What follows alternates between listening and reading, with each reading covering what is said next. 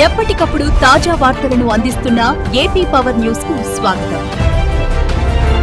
అనకాపల్లిలో వ్యభిచార గృహంపై పోలీసులు ఆకస్మిక దాడి. 2 నిర్వాహకులు అరెస్ట్. 2 మహిళలు రక్షణ.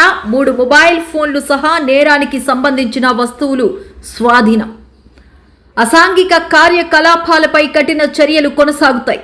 సిఐ అల్లు స్వామినాయుడు హెచ్చరించారు.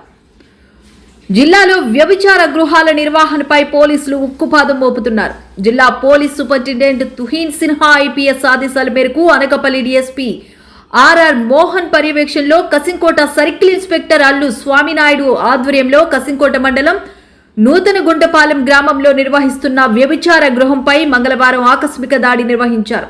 ఈ దాడిలో కసింకోట ఎస్ఐ కె లక్ష్మణరావు మరియు పోలీస్ సిబ్బంది పాల్గొన్నారు.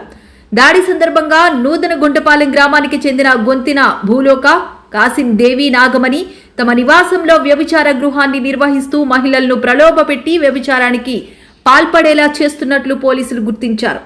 పోలీసులు వెంటనే చర్యలు చేపట్టి 2 మహిళలను రక్షించారు. నేరానికి సంబంధించిన 3 మొబైల్ ఫోన్లు, ఇతర వస్తువులను స్వాధీనం చేసుకున్నారు.